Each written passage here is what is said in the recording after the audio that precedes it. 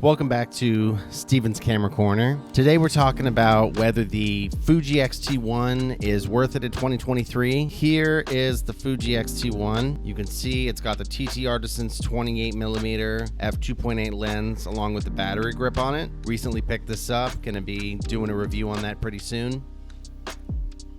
The Fuji X-T1 is a 16 megapixel CMOS sensor. It's a camera from 2013 and it's got retro dials. So I'm going to show you these retro dials right now. It's got a retro design. You can see these dials move if you press them in. My copy is a bit worse for wear. This is peeling up. If anyone knows how to fix that for cheap, let me know down below in the comments.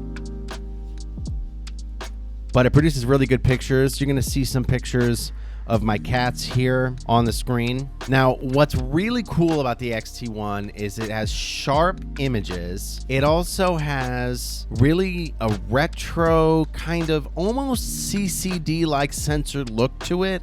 It's a CMOS sensor. If you see any of my other videos or videos in this niche, you know that a lot of other people are going after the CCD look, but this has a bit of a retro look, especially when you do film simulations, either baked into the camera or in Lightroom. What's really cool is it has good ISO performance and you can recover a lot of detail from the shadows. So there's a lot of images that would have been dead to me on any other type of camera, but because this camera is pretty advanced for its time, pretty ahead of its time, I was able to recover a lot of detail in the shadows and get a lot of very low light pictures. Honestly, up to 6400 ISO, this thing does a really good job. The camera is an all metal construction and it's got some rubber on it, but it's not plasticky. It doesn't feel cheap. And aside from the plastic peeling off that I showed you, it has withstood the test of time. I bought it used in 2017, 2018. What I really like about it are the physical dials and buttons. As you can see here, these physical dials for adjusting the shutter speed, exposure compensation, and ISO. It's really nice to have this tactile feel when you're trying to use the camera. It's got that really cool retro styling too. It's inconspicuous, so people won't think that you're taking your picture with a giant SLR or a giant mirrorless camera. It's pretty small and robust and compact. It's great for on the go. It's a perfect travel camera. I've taken it traveling with me many times. Now, here's one thing about the camera that I don't really like. The autofocus system is not very good. What's probably a better option to do is either focus and recompose or have single point autofocus and choose it with your thumb and select the autofocus point in different areas. It does have continuous autofocus and single point autofocus. I don't really notice much of a difference between the two. I can't tell the difference between the modes aside from autofocus or manual focus. So you'll have to go to some other review to tell you which mode is better. I can't really tell you. This camera is so old, the autofocus is really just crap. Here's one thing. People talk about this with Sony, but it's true for Fuji too. A couple years ago, this wasn't the case, but now it is the case. There's a lot of Fuji glass available. There's native Fuji glass, there's third-party glass, and then there's legacy glass. So the native glass is the Fuji branded glass, and that is like the 35f2 that I have. The third-party glass would be like the Viltrox 56 that I have. And the legacy glass would be like the Nikon Nikkor P105 2.5 non-AI lens that I have with an adapter manually focused attached to the lens. There are a lot of options, and I gotta say, because the autofocus isn't very good, I would say it's really great to use manual glass on this camera because you can get it for super cheap, like literally under $100 a lens. You can get some really cool results with like lens flaring and interesting character, low aperture. I mean, even like really expensive glass is only like $200 or $300, which is on par with pretty cheap Fuji glass. So I would say it's worth getting legacy glass for your camera. Because this camera is so old, I don't know if It's really worth it for video. It does have a mic jack and shoots 1080p. This is pretty ancient as far as cameras go. It's almost 10 years old, so I wouldn't recommend it as a video camera, especially because the autofocus isn't very good. You could use it with manual focus lenses and do video that way. I haven't really tried it. I'm more interested in trying maybe a GH3 or GH4, GX85, X-T2, X-T3, X-T4. You can have manual controls, adjust the shutter speed, adjust the aperture for video. I've seen some stuff online for people doing video with this camera, but it's just mostly okay. It's so old that I would recommend getting a dedicated video camera. There's something important I have to tell you about this camera here. I have a battery grip.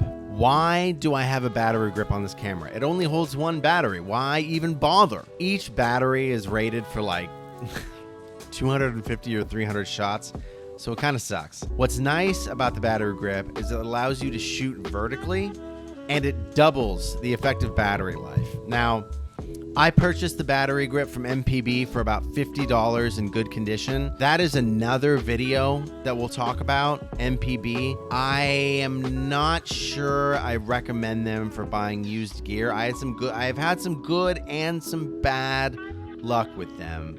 So that's a whole other topic. This does also, I believe, have Wi-Fi for the app. They just released a new app. I'm not even sure if it supports the X-T1. I wouldn't really bother with the app. I don't really bother using the app. I don't think it's really worth it. Just shoot with your camera. If you want to transfer JPEGs to your phone, that's fine. You can do it over Wi-Fi. That's cool.